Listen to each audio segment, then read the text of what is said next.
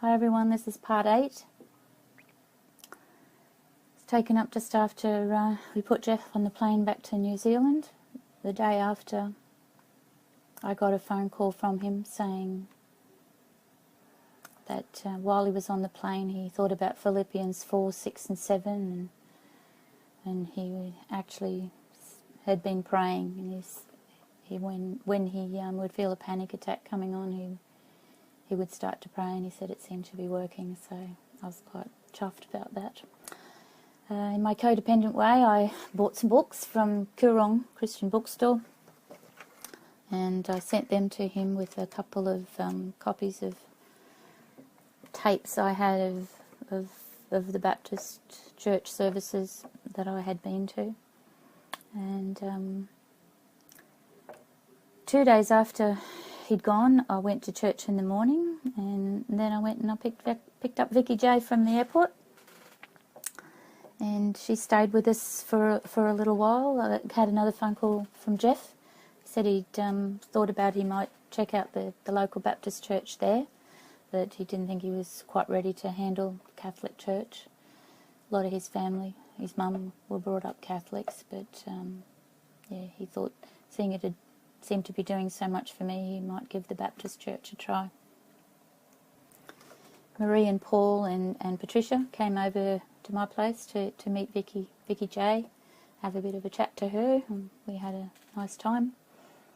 Then I was going back to and from Jeff's unit that he had been renting up until the time he went back, and collected his car and bits and pieces, and hoping the house would sell so that I could get ahead a bit financially. While I was at the unit, I got back and Vicky J told me that some people had come through. The agent had brought some people through, so I was hoping something might come of that.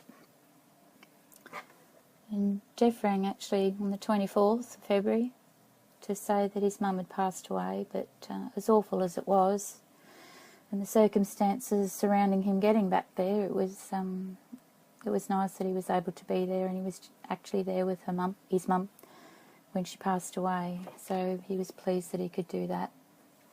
In the meantime, Jeff's family were gathering together for his mum's funeral. There was a bit of family tension, especially towards one of the younger brothers. He'd picked a bad time recently to confront their mum over some stuff from the past, and the rest of his siblings naturally weren't very happy about that. Jeff saw a counsellor group of 8 attached to a mobile service, and they're going to discuss his case, decide who's best qualified to handle it, the abuse issues. One of them actually used to be in the Navy and was actually on the same ship as him at one time. I went up to town to cancel Jeff's accident insurance and called into Consumer Affairs to find out what I could do about this $5,000, maybe try and get it back from this EYC, but they told me small claims tribunal goes up to about $5,000, so if I did have to do it, that would be the way to go. But I was really hoping, I sort of wrote him a few letters and hoping that I might get the money back. Jeff's car wasn't in really great condition, so I had to sort of try to sell that. So I went and got a quote from Smash Repair's place to just patch it up and cut out the rust and cut and polish it, and they quoted me $1,500. Sort of hopefully if we did that, we thought we might get $6,000 for it. That was paid for on the credit card, of course, didn't have the money, but I thought, well, if the house sold, that might do that. But as it ended up, I think I got offered $1,500 eventually from a car yard, but I ended up selling it privately. I got the idea in my head then that maybe whether things worked out with Jeff and I or not, that maybe I should move to New Zealand to live. I was sort of fed up with the tension in my family here and whatnot, and I thought, maybe that'll be an idea, because I knew one of his brothers, his first wife, was still very, very much friendly and part of their family, and so I'd sort of had said to Jeff, do you think they might adopt me too? And he said, oh, I'm sure they would. So just for a short time, I thought maybe that would be the way to go, because I had these visions of, outings maybe with his kids and my kids and all these things that you dream of someday.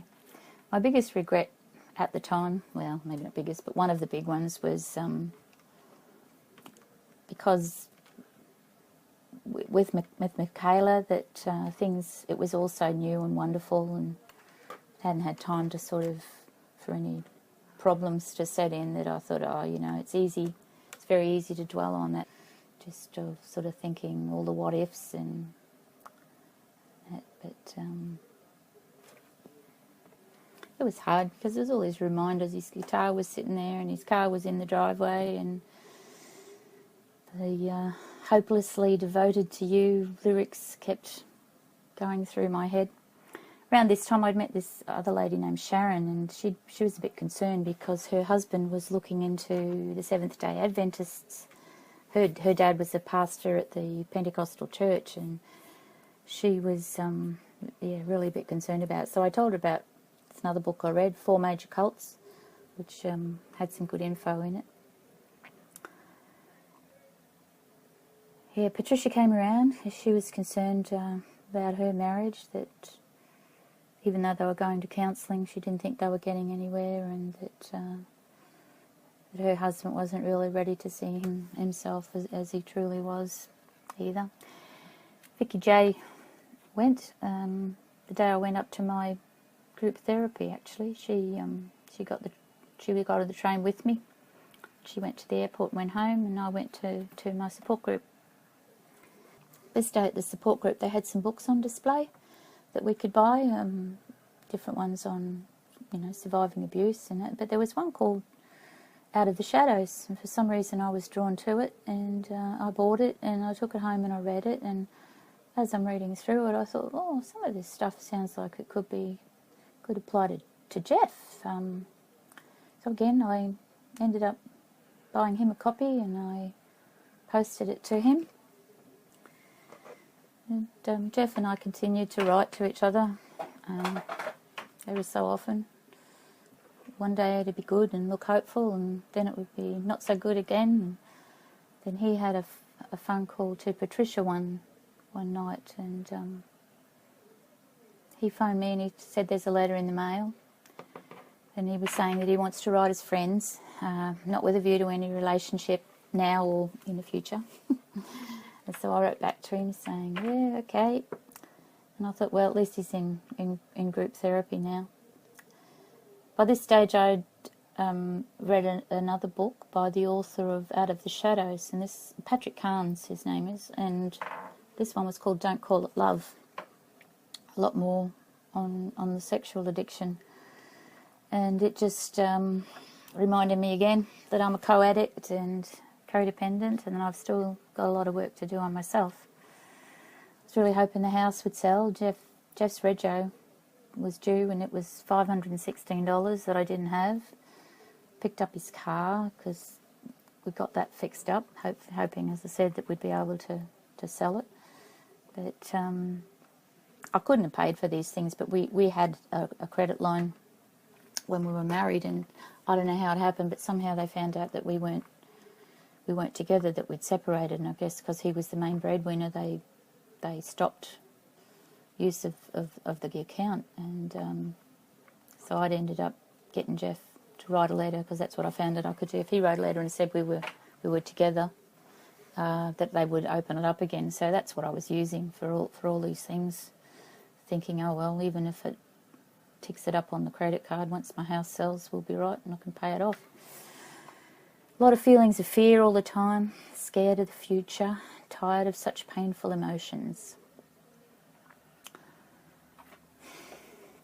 I continued on with the recovery group I was going to, and arranged actually to have some counselling sessions when that finished with one of the ladies who was the co-facilitator of that group, a lady named Jill.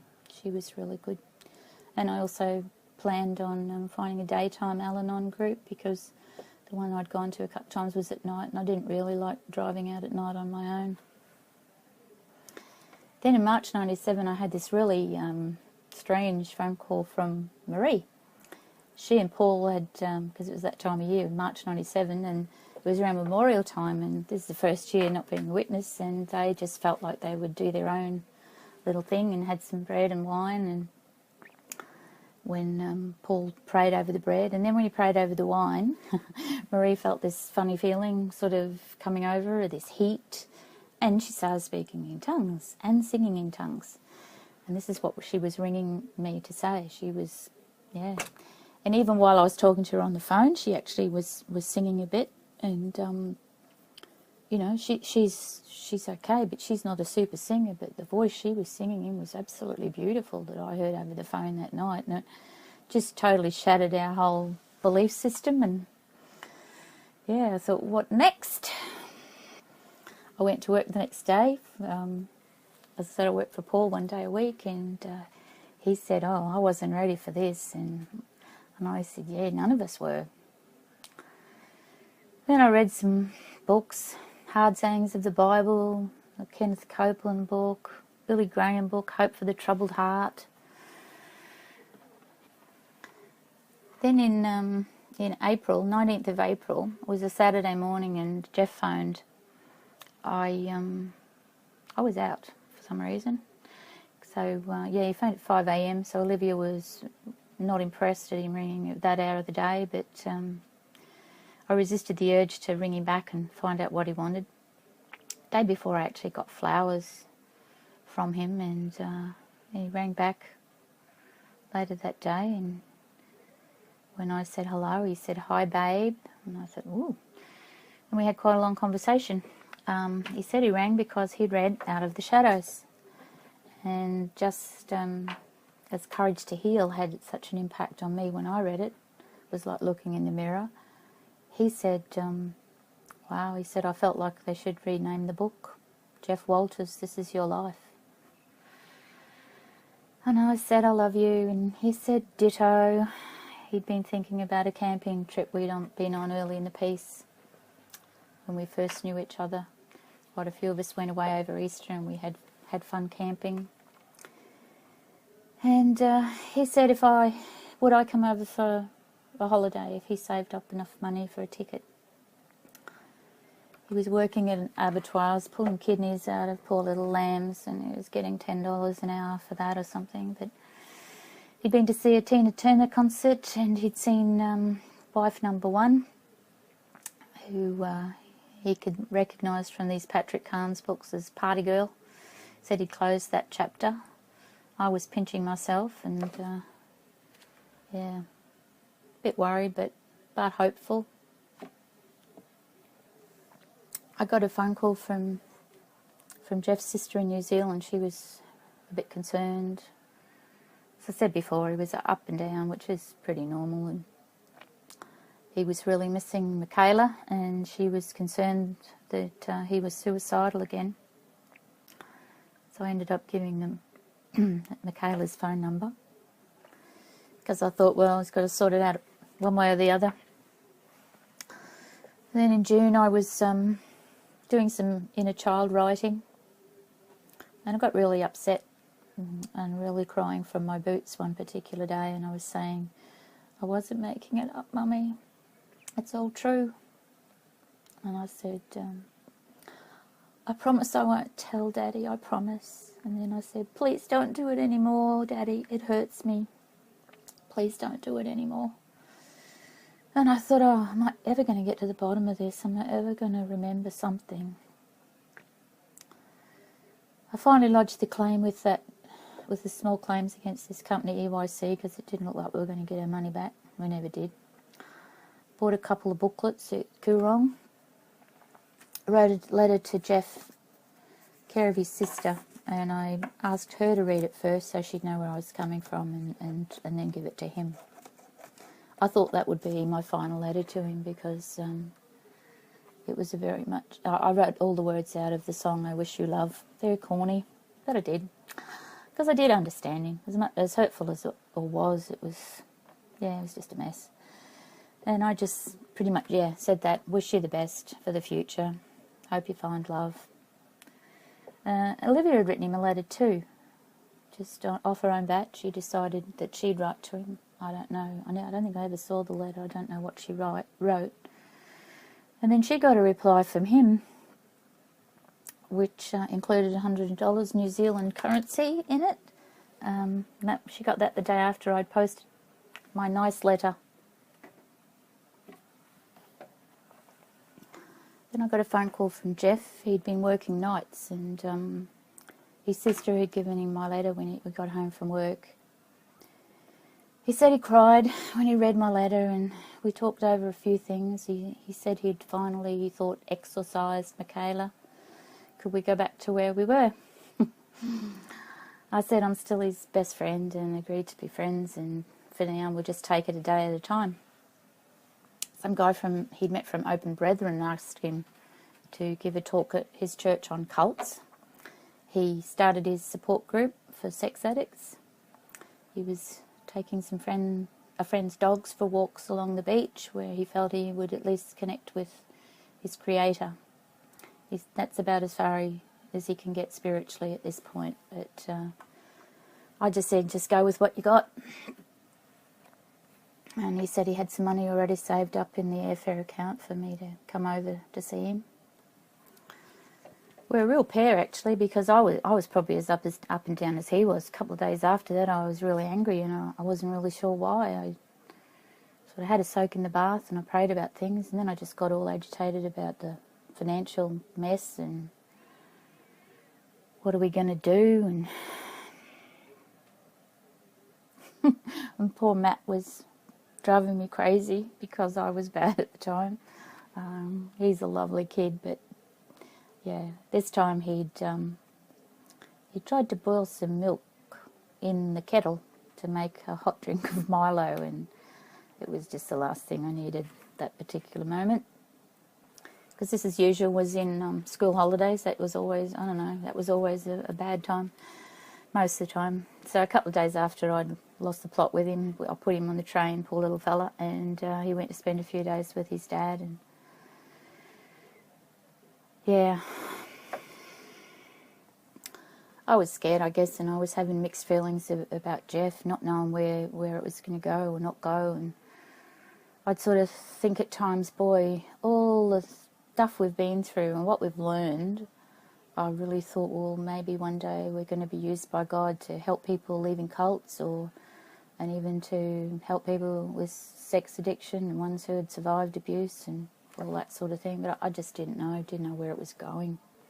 I'd talked to Marie on the phone about the whole tongues thing that she went through, and she told me she prays in tongues when she's on her own.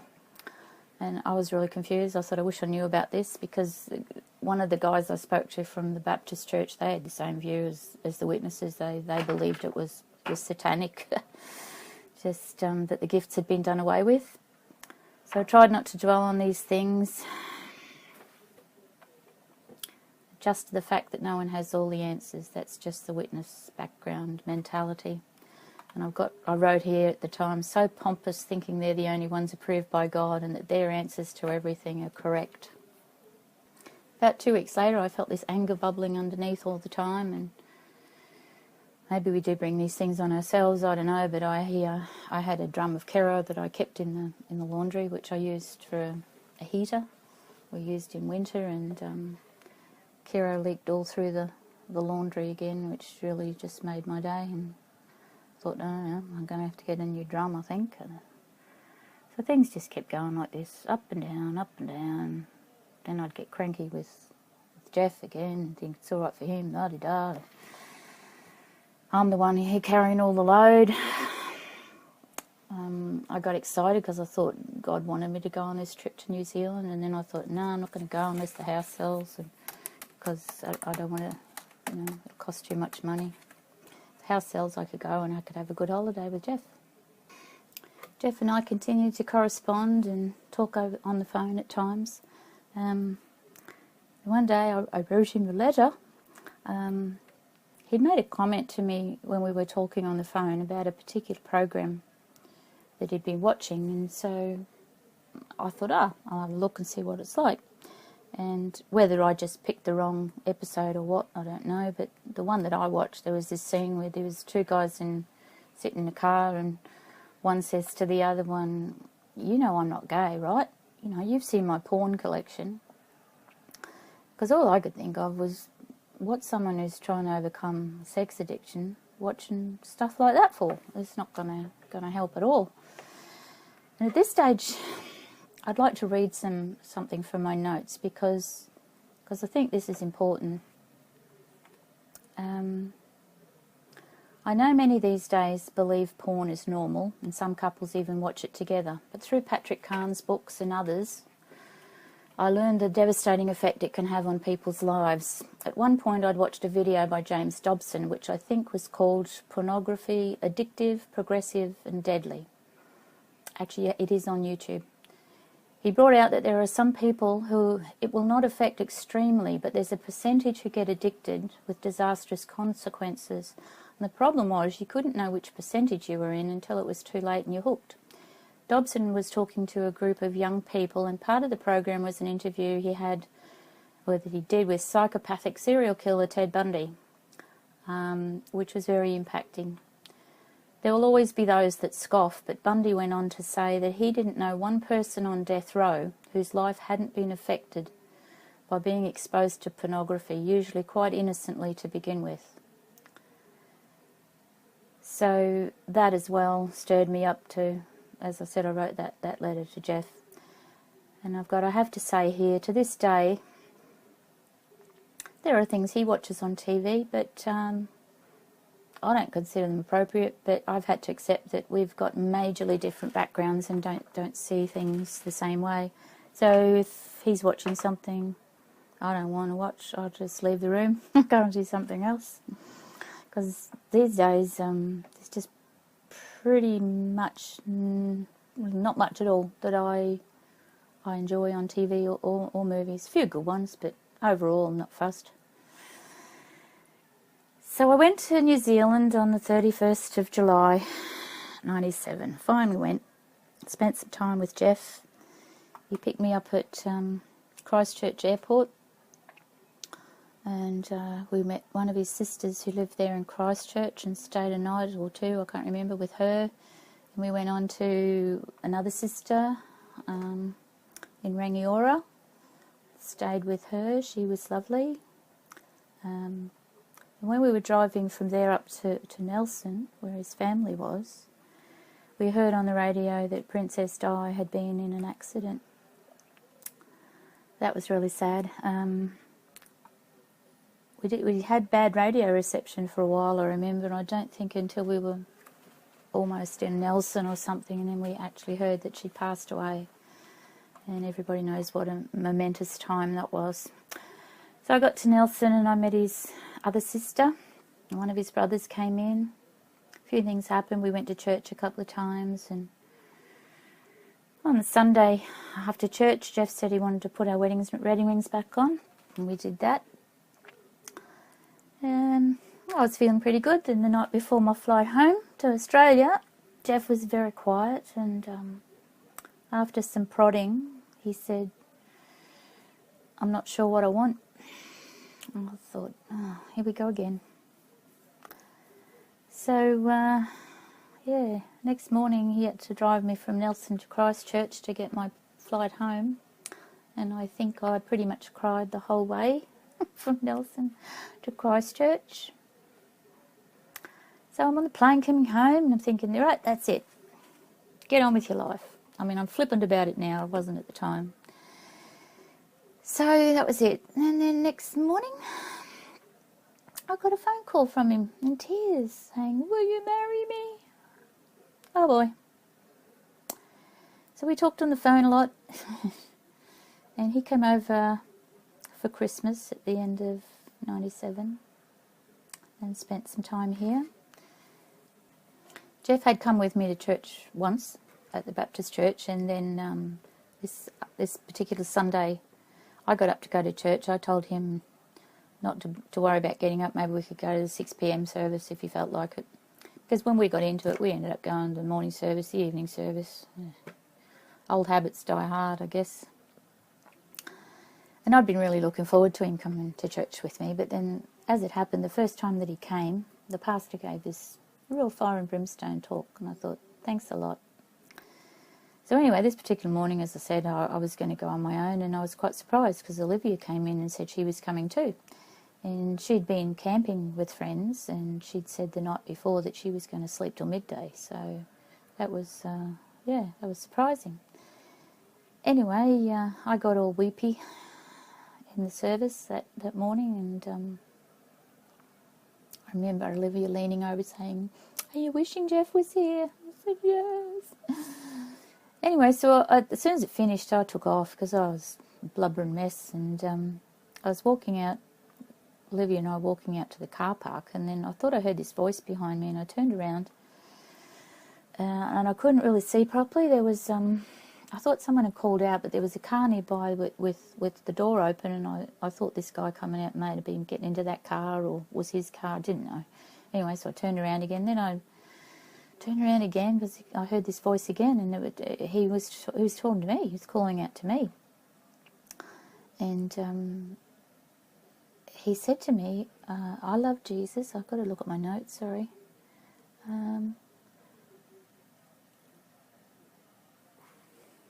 Sorry. That's what he said. "The Lord's touched your heart today. I love Jesus, and he gave me the message to tell you to walk out on the thin branch and don't look back." He spoke in such a lovely manner, and I just got even more overcome emotionally. Part of it was because after events recently, I wondered if I could cope if Jeff wasn't of the same mind and he didn't prefer the company of Christians.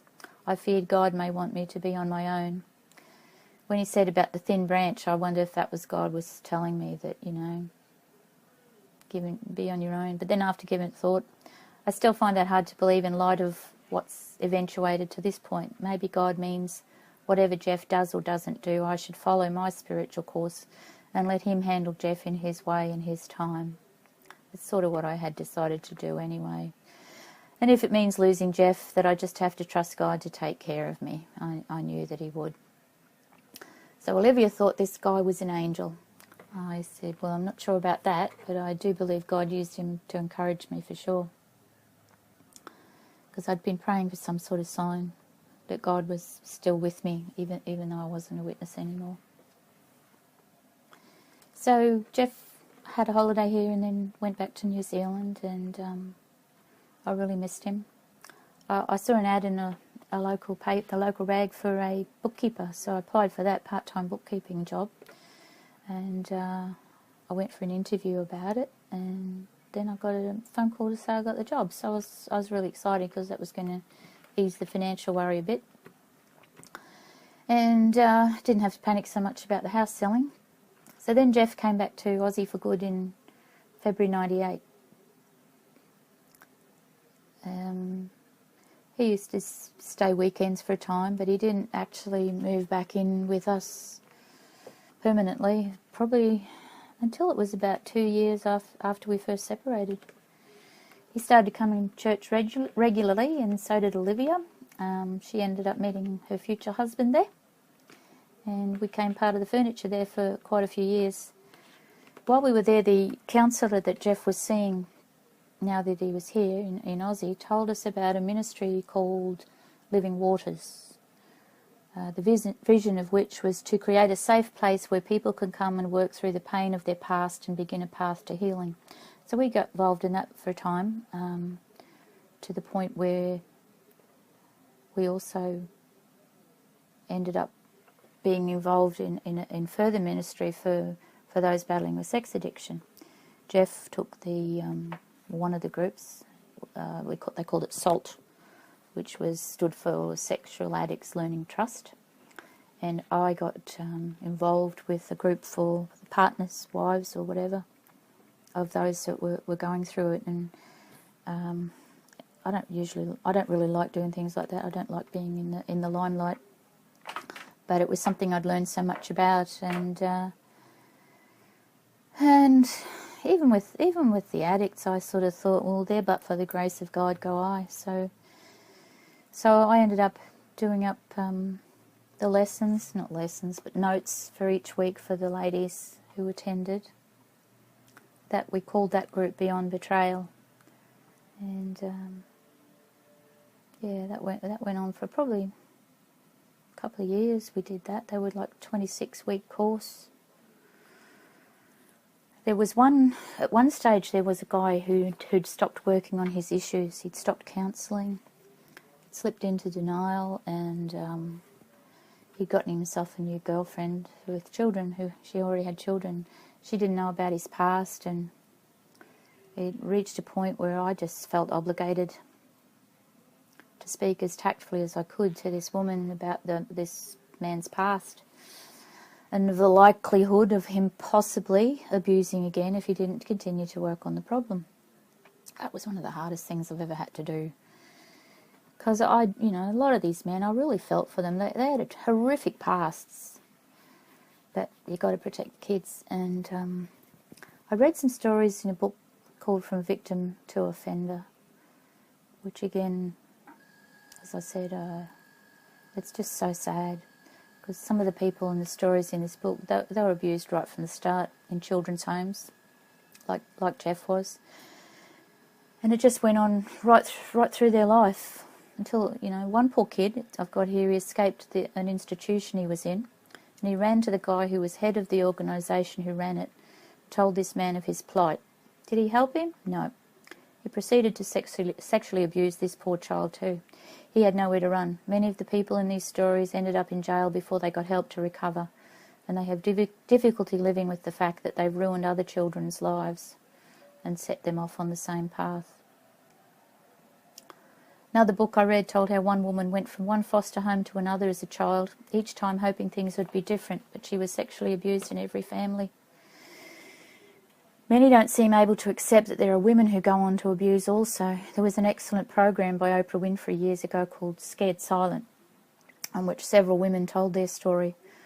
I remember another one of Oprah's daytime shows. It was this beautiful young woman, but when she had a baby, she used to phone her husband at work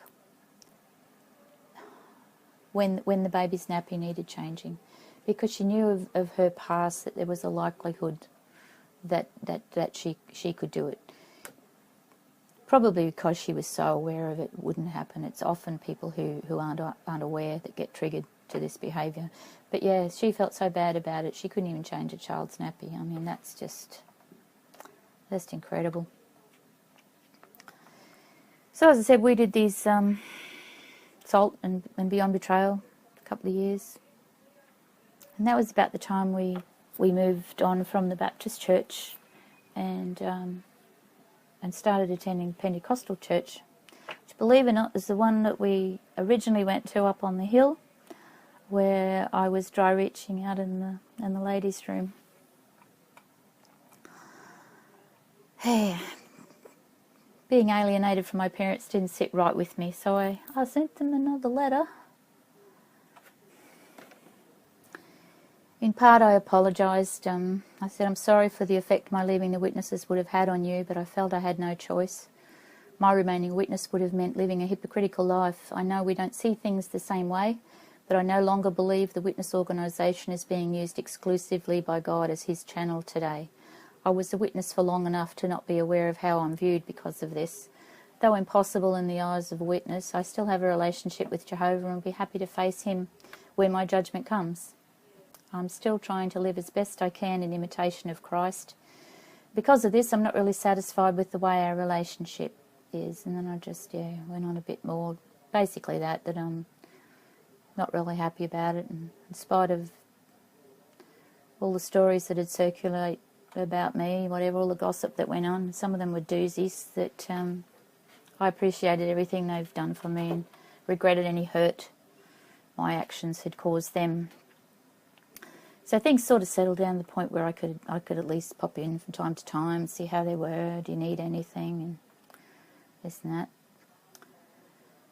My father passed away on the 3rd of January 2001, aged 86. He had cancer. From the time he was diagnosed until he died was about 3 months all up. He went down pretty quickly, lost a lot of weight. I know there was a public holiday once, and they had what they call the blue nurses would come around and be giving him what he needed, and he had that morphine thing, pump, whatever, and they showed me how to use it so that I could do it when they couldn't come on a public holiday. So at least, yeah, I felt like at least I did what I could towards the end. Olivia and I had called in to see him that day, the day that he died, and before we both went to work, and in the afternoon I got a call from Mum at work and to say he was gone. And I just dropped everything and went to Mum's, and my brothers and a couple of other witnesses that I'd known came around. I even got a hug. That was sort of surprised me. We went to Dad's memorial service at the Kingdom Hall. Some of our friends from the Baptist church came, which was nice. They came as a support, a bit of a support for us. And we pretty much, darted out of the hall straight away because we knew no one would want to talk to us. But Con and Jenny, the elder that we'd known and had quite a bit to do with, they actually came up to us and said, so being here today, does it make you want to come back? And as sort of politely as we could, we just said, no. So, yeah, of course we weren't allowed to go to the wake, whatever you want to call it, a cup of tea and goodies that was at Mum's house, and all the rest of my family and a lot of old friends went too, but Olivia went because she wasn't baptised, so she could do it. A little while later, my mum sold her home, and she moved in with Fred and Susan. I remember when the house had been sold and they were packing things up, I popped in there one day, and there were these other witnesses, a few other witnesses there, helping with things, and I was well shunned. After that, it was hard to contact her because phoning her meant I had to go through Fred or Susan, and I'd get a pretty cold response when they answered the phone when I would ring and ask to speak to Mum. One day Mum caught me unawares though, and she said, oh, do you ever think of coming back to the truth? And she said something to me about not loving Dad, and after all the nice things I'd written on cards for Dad, and so I wrote her another letter. And I said, as I tried to say the other day, I never said I stopped loving Dad. Even when I spoke to the boys about my concerns, I stressed that it didn't change my feelings towards Dad. I could still love and support him. He had his faults, his dark side, like all of us, but I still loved him and appreciated all he'd done for me. So I don't understand your comments about not loving him. Then I talked again about Fred and Lionel going behind my back, charging me with slander.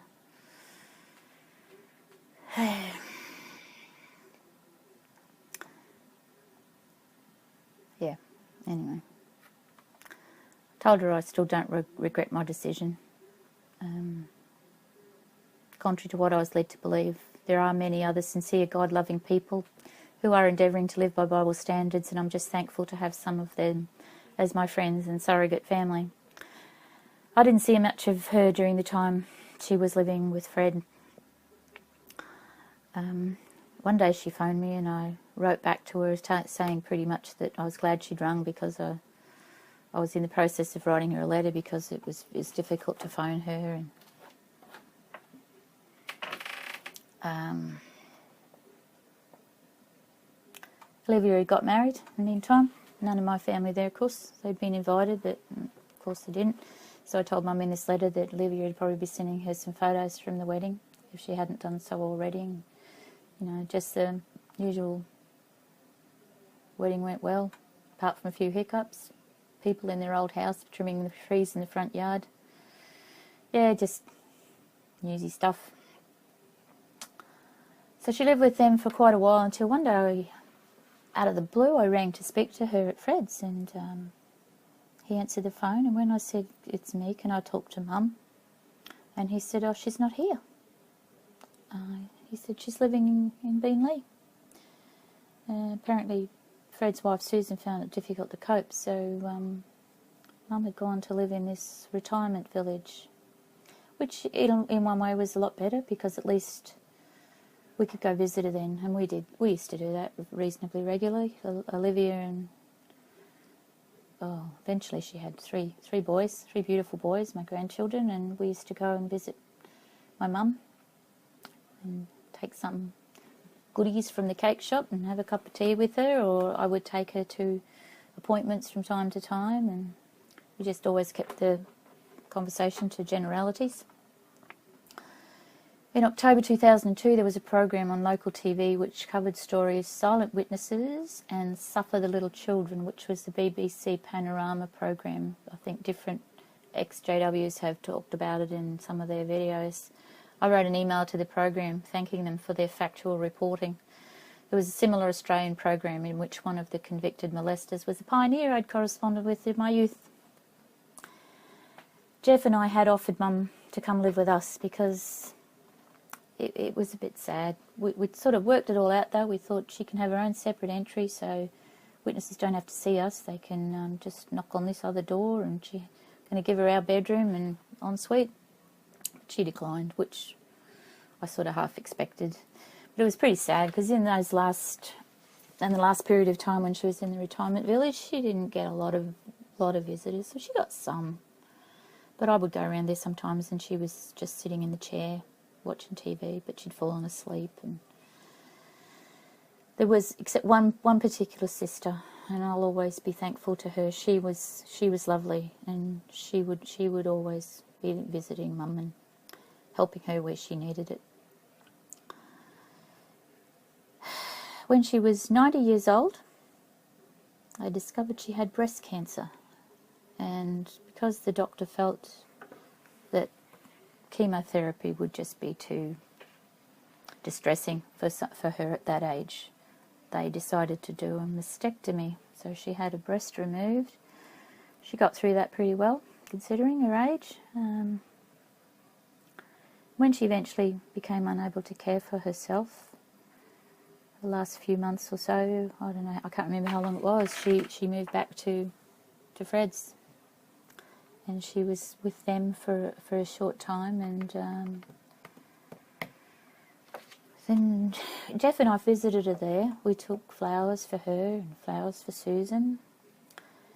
And I think the next time we visited her was when she was in hospital. Anyway, we'd been a couple of times to the hospital to see her, and then Olivia and I visited her for the last time on her 93rd birthday in April 2008, and she passed away the next day. So again, we were back in the Kingdom Hall for Mum's memorial service. As with my dad's, Jeff and I got out pretty quickly, headed for the car. And then somebody came running out, Lila's son, came running out of the Kingdom Hall and said, "Oh, Auntie Joanna, my sister wants to talk to you." I thought, gee, that's a bit strange. So Jeff didn't come. He stayed at the car, but I went back in, and it was unbelievable. I was talking to all these old people and hugging them, and I thought, gee, maybe they changed the rules. Maybe they're allowed to talk to you, disfellowship people, if you're at a funeral or family funeral at least. I don't know, but it was just incredible. It was really good.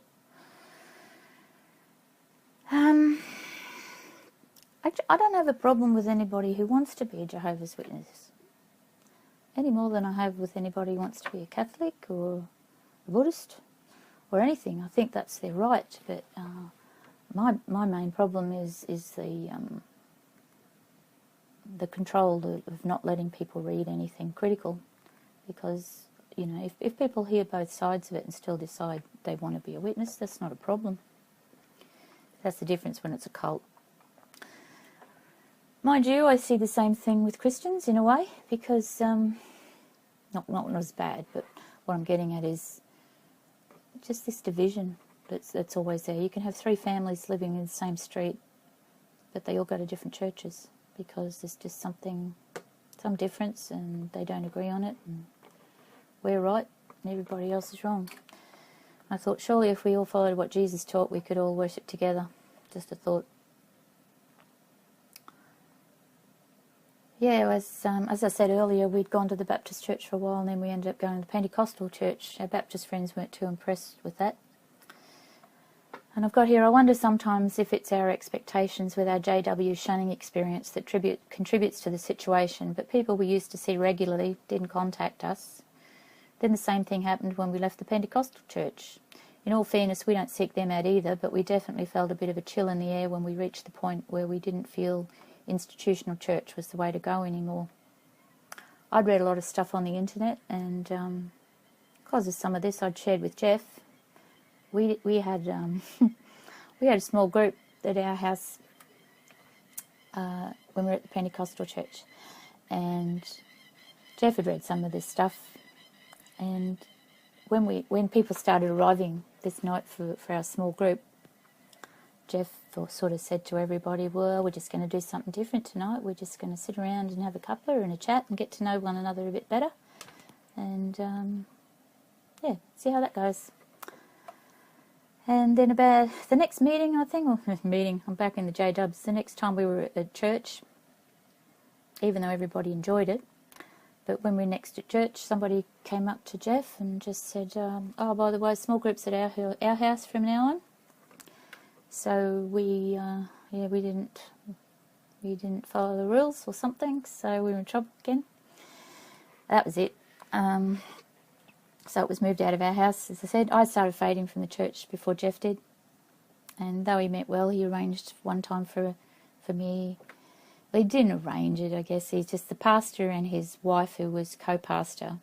They were talking to him, and how are you, and how are you really, and how's Joanna?